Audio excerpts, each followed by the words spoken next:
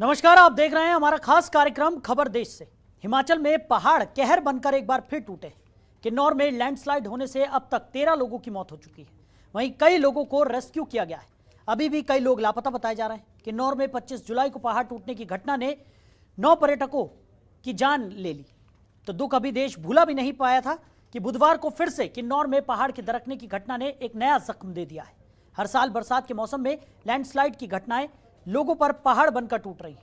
पिछले 2 सालों के अंदर हिमाचल में 47 लैंडस्लाइड की घटनाएं घट चुकी हैं।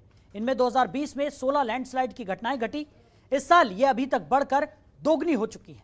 इस साल बुधवार तक प्रदेश में अलग अलग जगहों पर 31 लैंडस्लाइड की घटनाएं घट चुकी हैं।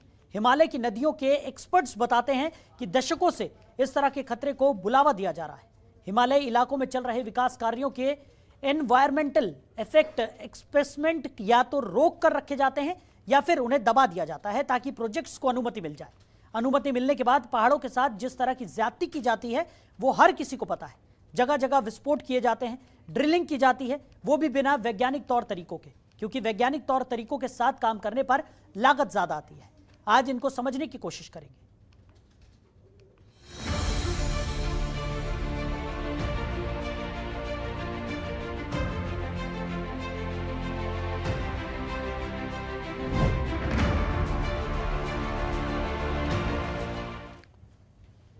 तो हिमाचल प्रदेश में एक बार फिर पहाड़ कहर बनकर टूटे। हादसे में कई लोगों की मौत हो गई, जबकि कई लोग अभी भी लापता हैं। पुलिस, आईटीबीपी और एसडीआरएफ राहत बचाव कार्यों में जुटे हुए हैं। हिमाचल प्रदेश में हर साल बरसात के मौसम में लैंडस्लाइड की घटनाएं लोगों पर पहाड़ बनकर टूट रही हैं। पिछले 2 सालों के अंदर प्रदेश में 47 लैंडस्लाइड की घटनाएं घट चुकी हैं। इसमें 2020 में 16 लैंडस्लाइड की घटनाएं घटी थी। इस साल ये अभी तक बढ़कर दोगुनी हो गई है।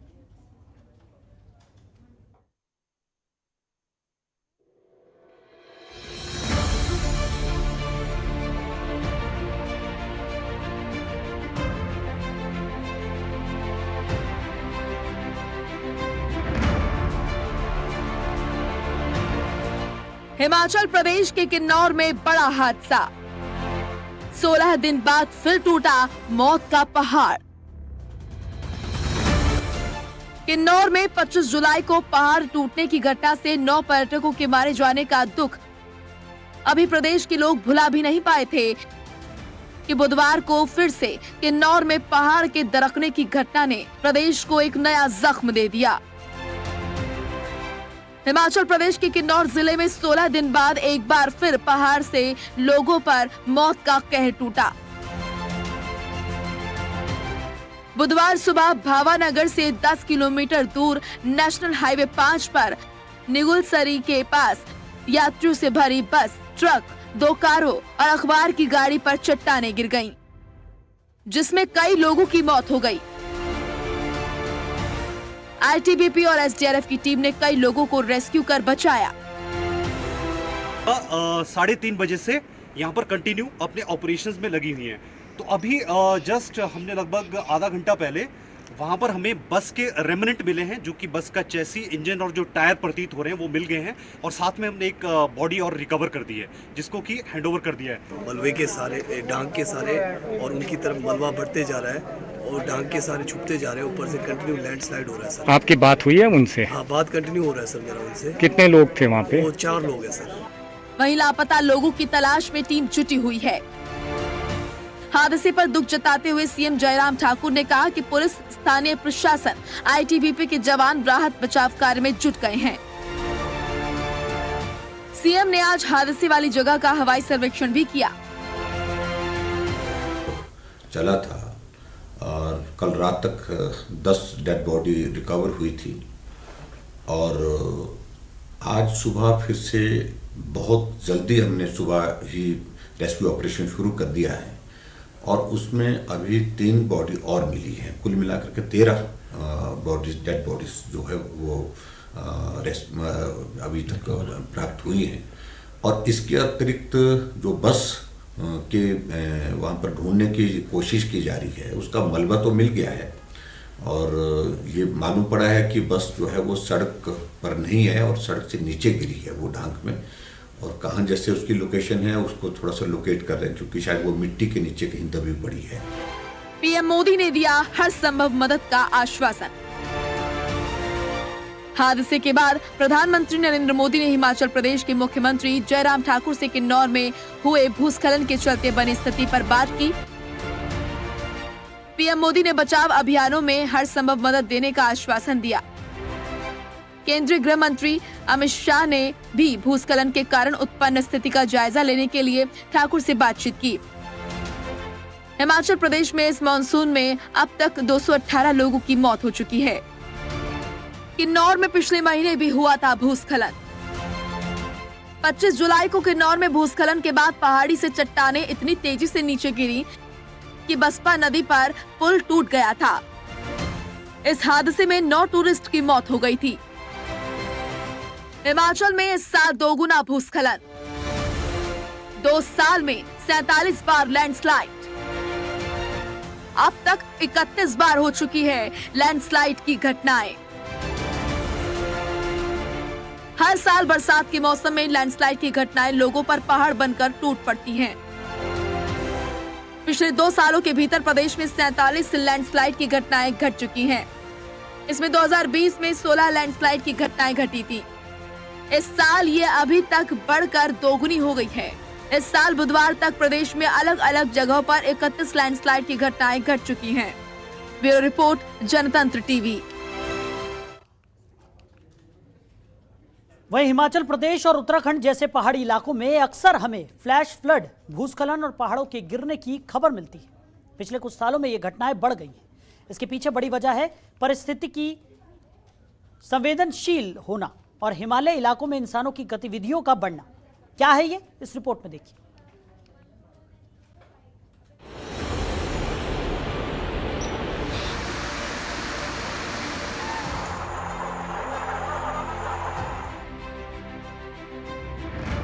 क्यों गिर रहे हैं हिमाचल उत्तराखंड के पहाड़?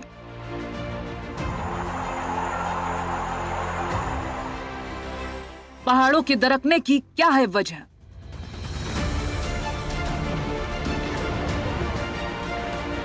हिमाचल प्रदेश के किन्नौर में बुधवार को पहाड़ का हिस्सा गिरने से अब तक कई लोगों की मौत हो चुकी है। दर्जनों घायल हैं। सवाल यह है कि हिमाचल प्रदेश या उत्तराखंड में इतनी ज्यादा भूस्खलन, फ्लैश फ्लड और पहाड़ों के दरकने और गिरने की घटनाएं ज्यादा क्यों हो रही है? इसके पीछे क्या वजह है? क्या इंसानी गतिविधियों की वजह से ऐसा हो रहा है? क्योंकि साल 2014 से 2020 तक देश भर में भूस्खलन और पहाड़ों के गिरने की करीब 3656 बड़ी घटनाएं हुई हैं। हिमाचल प्रदेश और उत्तराखंड जैसे पहाड़ी इलाकों में अक्सर हमें फ्लैश फ्लड, भूस्खलन और पहाड़ों के गिरने की खबर मिलती है। पिछले कुछ सालों में ये घटनाएं बढ़ गई हैं।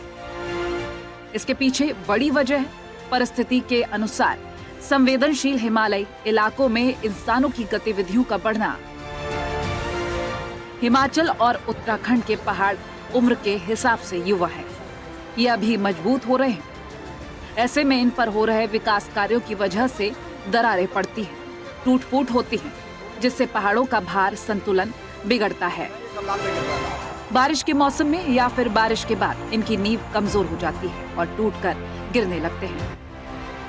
हाइड्रो पावर प्रोजेक्ट्स, सुरंगों और सड़कों के निर्माण के तेज विस्फोट, ड्रिलिंग से पैदा होने वाली कंपन इन पहाड़ों की ऊपरी सतह और पत्थरों को हिला देती है। 27 और 28 जुलाई को लाहौल स्पीति में भारी बारिश के बाद 7 लोगों की मौत हो गई। केलोंग और उदयपुर सब डिवीजन के जिलों में बादल फटने के बाद फ्लैश फ्लड की 12 घटनाएं हुई। लाहौल स्पीति और किन्नौर जिले भूगर्भीय और परिस्थिति के हिसाब से काफी ज्यादा संवेदनशील है, ये कमजोर है। कांगड़ा जिले में भारी बारिश की वजह से हुए भूस्खलन में 10 लोगों की मौत हो गई।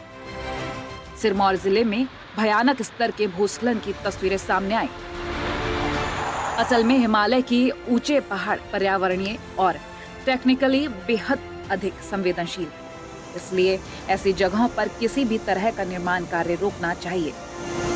अगर बेहद जरूरी है तो छोटे स्तर से निर्माण कराएं, सड़कों को वैज्ञानिक तौर तरीके से बनवाएं। लेकिन हिमाचल प्रदेश और उत्तराखंड में सड़कों के चौड़ीकरण और निर्माण के नाम पर पहाड़ों का सीना छलनी किया जा रहा है। ऐसे में पहाड़ क्या करेंगे? अपना एक विशालकाय हिस्सा तोड़कर नीचे छोड़ देंगे। सड़कों के निर्माण के समय उच्च गुणवत्ता की दीवारें नहीं बनाई जाती, ना ही पत्थरों को रोकने के लिए मजबूत जाल बिछाए जाते हैं। कम से कम इनके सहारे हादसे की तीव्रता तो कम की जा सकती है। 19 मार्च 2021 को लोकसभा में एक सवाल के जवाब में बताया गया था कि भूस्खलन के सबसे ज्यादा मामले केरल में दर्ज किए गए। साल 2014 से 2020 के बीच केरल में भूस्खलन के 2238 मामले सामने आए हैं, जबकि इसके बाद 374 मामलों के साथ पश्चिम बंगाल दूसरे नंबर पर है। इन सवालों के जवाब तत्कालीन पृथ्वी विज्ञान मंत्री हर्षवर्धन ने दिया था। हिमालयी इलाकों में भूस्खलन और पहाड़ों के गिरने के सबसे ज्यादा 169 मामले जम्मू और कश्मीर में दर्ज किए गए। 120 मामले असम में, हिमाचल प्रदेश में 97 मामले, नागालैंड में 34, अरुणाचल प्रदेश में 33, मेघालय में 32 और उत्तराखंड में 27 मामले दर्ज किए गए हैं। दिक्कत यह है कि इनमें से ज्यादातर मामलों में आप प्रकृति को दोष नहीं दे सकते। बिना सही प्लानिंग और वैज्ञानिक तरीकों के विकास कार्य कराने का ऐसा नतीजा सामने आना लाजमी है। बारिश के समय में परिवर्तन और लगातार बढ़ रही गर्मी की वजह से भी पहाड़ों की सेहत पर असर पड़ता है। वहीं सतलज घाटी में 140 हाइड्रो पावर प्रोजेक्ट्स लाने की तैयारी है, यानी ये इलाका भी उत्तराखंड के चमोली और केदारनाथ जैसे हादसों की चपेट में कभी भी आ सकता है। पर्यावरणविदों का कहना है कि हिमालय के इलाकों में खासतौर से सतलज और चेनाब घाटी में कोई भी प्रोजेक्ट शुरू करने से पहले इनसे पड़ने वाले दुष्प्रभावों पर अध्ययन किया जाना चाहिए। आजकल हर कोई पहाड़ों पर जाकर रहना चाहता है, वहां संपत्ति खरीदना चाहता है। पहाड़ों पर तेजी से शहर विकसित हो रहे हैं। ज्यादा शहरीकरण की फिराक में पहाड़ों की हालत खस्ता हो रही है।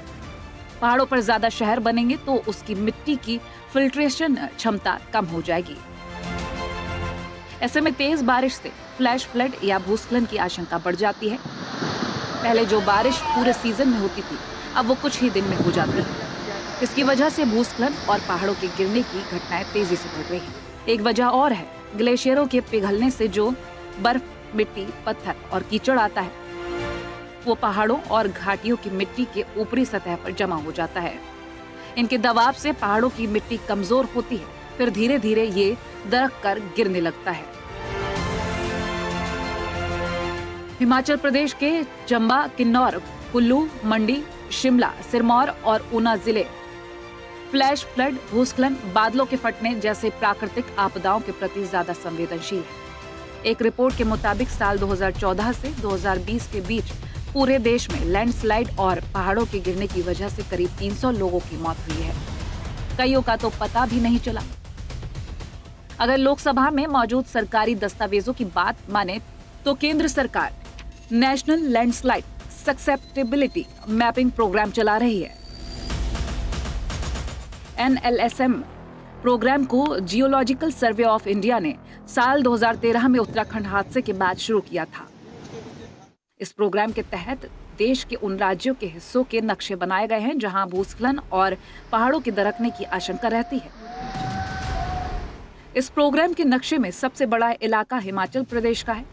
हिमाचल का 42,100 वर्ग किलोमीटर का इलाका किसी भी समय ऐसी प्राकृतिक आपदाओं का शिकार हो सकता है। इसके अलावा लद्दाख का 40,000 वर्ग किलोमीटर, उत्तराखंड का 39,000 वर्ग किलोमीटर, जम्मू और कश्मीर का 28,700 वर्ग किलोमीटर और महाराष्ट्र का 28,190 वर्ग किलोमीटर इलाका शामिल है। इस सूची में कई और राज्य भी शामिल है, लेकिन हिमाचल समेत इन 5 राज्यों का इलाका सबसे ज्यादा है। हिमालय की नदियों के एक्सपर्ट बताते हैं कि दशकों से इस तरह के खतरे को बुलावा दिया जा रहा है। हिमालयी इलाकों में चल रहे विकास कार्यों के एनवायरमेंटल इम्पैक्ट असेसमेंट या तो रोक कर रखी जाती है या फिर उन्हें दबा दिया जाता है ताकि प्रोजेक्ट्स को अनुमति मिल जाए। अनुमति मिलने के बाद पहाड़ों के साथ जिस तरह की ज्यादती की जाती है वो हर किसी को पता है। जगह जगह विस्फोट किए जाते हैं, ड्रिलिंग की जाती है, वो भी बिना वैज्ञानिक तौर तरीकों के, क्योंकि वैज्ञानिक तौर तरीकों के साथ काम करने पर लागत बढ़ जाती है। ब्यूरो रिपोर्ट, जनतंत्र टीवी। दुनिया के सबसे नए पर्वतों में शुमार हिमालय के आसपास काफी सघन आबादी रहती है। इसकी वजह हिमालय की पर्वत श्रृंखलाओं से निकलने वाली नदियां हैं। ये नदियां दुनिया की आबादी के करीब 5वें हिस्से को पानी देती है, लेकिन हिमालय और इसके आसपास की जमीन अपने अंदर काफी हलचल समेटे हुए है। रिपोर्ट देखिए। सबसे कम उम्र की पर्वतमाला है हिमालय।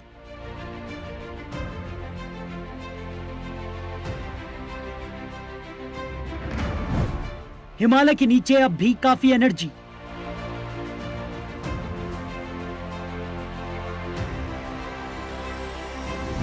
हिमालय की चट्टानें हैं काफी कमजोर।